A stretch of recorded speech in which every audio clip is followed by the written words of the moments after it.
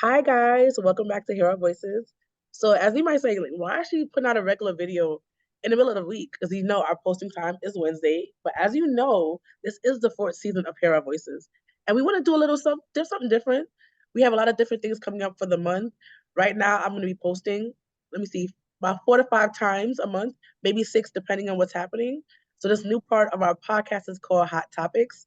And we'll be talking about different things happening in the homeless system around New York City. I'm sorry, right now we can only do New York City. We're not that big yet. So we're talking about right now the visual and what it's about and things like that. So guys, follow us on social media, help us out in that way, share our content. If you like what you hear or see, definitely check us out on every platform. We do honestly daily, well, Monday to Friday, um, content on Instagram and also Twitter. So follow us on those places. So our hot topic this week is actually the visual. So keep and I, this is our recurring guest at this point. He's been on the podcast the most out of everybody. So welcome back, Juan. Before I even get into the business of everything, but welcome back. Thank you for coming on again, Juan, and being part of the podcast. Thank you. Thank you so much, Kadisha. I'm always happy to be here. And, it's always entertaining, but yet I look forward to providing some information and some more current events that are happening. Again, I'm Juan Diaz. I'm a policy associate at Citizens Committee for Children. My portfolios are housing and economic security. So today's business that we're going to get into is the visual. The visual is coming up, I want to say Monday is the 22nd, right?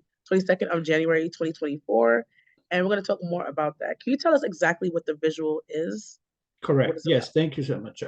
So I just received confirmation about an hour ago. So I'm going to give the details and then explain, more likely what's going to be about. So the City Council Speaker Adams' office is organizing what's called "Put Humanity First" for migrant asylum seekers, and will be held on Monday, January 22nd, this coming Monday at 1 p.m. at the Metro Baptist Church located at 410 West 40th Street in Midtown. Again, it's going to be on January 22nd, this coming Monday at 1 p.m. in front of the Metro Baptist Church at 410 West 40th Street. This Vigil press release is an opportunity that the focus will be on this, on the outrage and the negative results of the 60-day rule for migrants, and most importantly, the impact on children, Right. children's education, where they're being forced into missing school days, um, changing schools in the middle of the winter. But also, this serves as a window of opportunity to call on the city administration to move forward with effective, budget neutral, and cost saving solutions, such as improving the services for all New Yorkers, expediting SNAP cash assistance, housing applications, refraining from budget cuts at nonprofit organizations and also at city agencies. So, New Yorkers who are in need have the services that they need. And also the implementation of the CityFHEPS package that will expand eligibility that was already, approved by the city council, Right. and this will provide more space at shelter and give families in housing instability more security, both living shelter and also remaining in house, because there are thousands and thousands of pending eviction cases. That is very alarming. Just for instance, just last year, 12,000, the city marshals conducted 12,000 evictions. That's a 12, lot. that's a lot. 12,000 evictions, and there are several thousand more pending. So we're looking forward for this vigil. As many people as possible should come and support. Is on Monday at 1 p.m. Is those 12,000 evictions because of like backlog from Corona or just from last year by itself without Corona? Or do It's you not know? it. We don't know, but there's definitely there's an impact on coronavirus and Right. the rental assistance. There's definitely an impact. There's an impact on the ever increasing cost of rent, and that families are struggling with lack of legal services. But there are also other issues. Oftentimes, landlords just want their apartment, or there are issues, with the building. But most definitely, most of the evictions are for clients not able to pay their rent. Also, I want people to understand what the 60-day rule and who it affects and what it's about in generally. So because of lack of shelter space, shelter at full capacity, the city administration enacted what's called a 60-day rule, with migrant families and individuals need to leave shelters after 60 days and reapply. Right. Basically get back online. And the problem with this is obviously with children is that they don't know, first of all, how many days they have to wait until they get back into, get a bed. Right. But most importantly, their impact on school. They're already enrolled in school. Let's say they're enrolled in Queens, in Jamaica, Queens, or Jackson Heights, Queens, and suddenly they're now need to stay in the Bronx. So, transportation issues, missing school days, and so forth. To me, it's kind of ridiculous that we would have that rule, just because if we don't know, New York City is a safe haven for all people.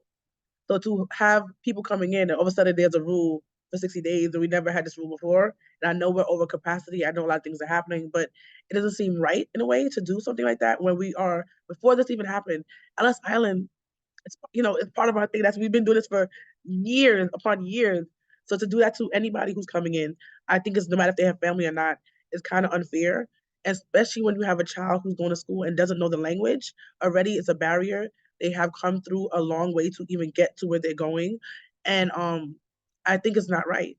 Even when they have the people who are in there from New Yorkers and they're going to school and they have them missing school every time to go to PATH, it can be a lot on kids. And because of that, you wonder why your kids are acting out. Not because they're bad kids, because they're going through stress and they need help. So to avoid stressors on kids, because they are our future at the end of the day, you might say whatever, but usually people stay here for years upon years and pay tax dollars, I might add. So I think it's better that we kind of not have a bigger mental health crisis with kids who are teenagers at this time, right? Not only kids, like little younger kids, people obviously are older, but I think we need to think about what can it do in 10, 15 years from now? What other problems are going to put up if we don't take care of our kids from now? And we might say, that's not our kids, but yes, they're our kids, because if you see from how New York City is, people stay here for a long period of times. So they're probably going to be here for the next 15 to 20 years. We got to think about what's going to happen now until then. So yes.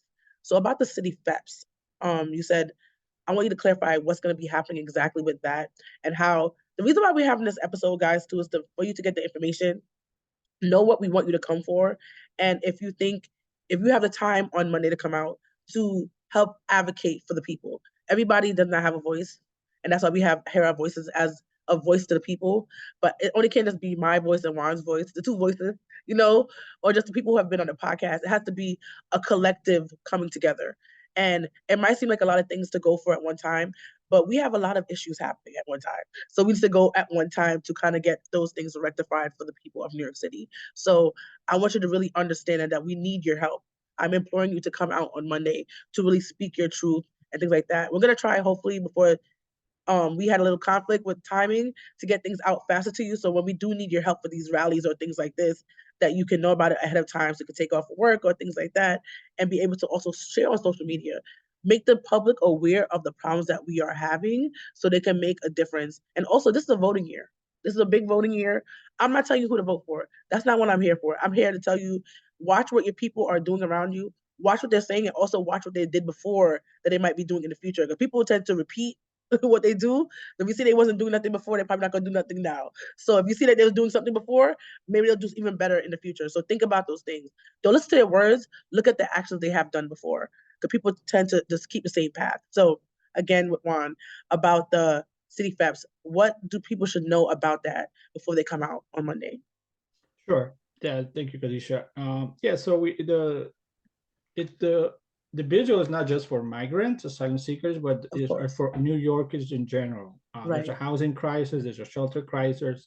So therefore, advocates like you and other organizations and individuals have been advocated not just now for years for the Right, expansion of CityFHEPS, which is a right, subsidy that helps, families, both leave shelter or staying in the community. People qualify for multiple reasons, but there are restrictions. You need to shelter history, or you need to have shelter history or be in housing court eviction, or at least for the last 12 months. right, However, with the new CityFHEPS bills that were passed by the city council right, and were vetoed by the mayor, but were, voted again by the council, to make it clear, they're so important because they will provide thousands and thousands of families the opportunity to remain housed right, and also to move out of shelter quicker. right, So there's also, before that, there was the elimination of the 90-day rule, which is part of the bills, but the administration already went ahead and removed that, which is something that we applaud. But right, at the same time, CityFHEPS, it's for every New Yorker that is right, struggling for housing security, as long as they meet the income requirements, as long as they have a housing crisis and affordability. But it's not just the CityFHEPS, it's the implementation. It is right, important to have staffing at social services agencies, staffing at community-based organizations such as home base, so they can, these workers that are, their work it's so hard and oftentimes not well paid, you right. know you need to be taken care of as well, so that they can provide the essential services that families need. So on Monday, advocates were going to be calling not just on the 60-day rule, but on the shelter, right, the right to shelter overall that is in danger right now. More resources for social services agencies, staffing at human services agencies, expediting benefits approvals, and ultimately the CityFHEPS expansion. So we invite as many people to come, show support that it's important now, especially during the beginning of the year, where the budget is being negotiated by the city administration and the city council. Yes, guys. If you're a person who's been on CityFHEPS or any program like that, you know how hard it is to get things when you need it. Um, I think they need to work on just more things than just even the qualifications for it. I think is too much, especially when you're sheltered and trying to get out. I didn't even qualify for it. But I think we are on the right way and right direction of getting things changed for the people. As Juan said, is for the New Yorkers. So if a person qualifies long in that certain placement, they can get it.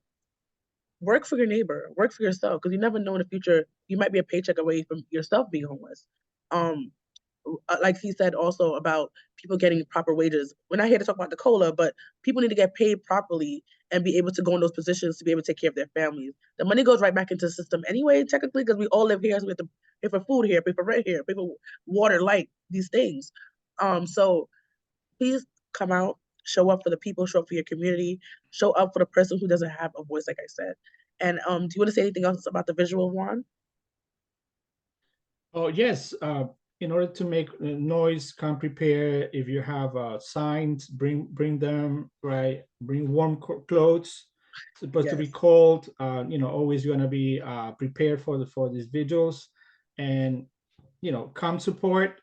Bring a sign. Talk to neighbors. Talk to advocates. We hope to see you there. Thank you, guys. I hope that this can shed some light on the issues that we're having right now in New York City and what we need help with. And that if you have any ideas, we would love to hear it. And if you're a person who could use your voice to make a change, definitely do that. Whether it's social media, whether it's coming out, whatever you can do in your small way, because everything adds up to make a difference. Thank you for watching. Thank you for being amazing. Bye. Goodbye.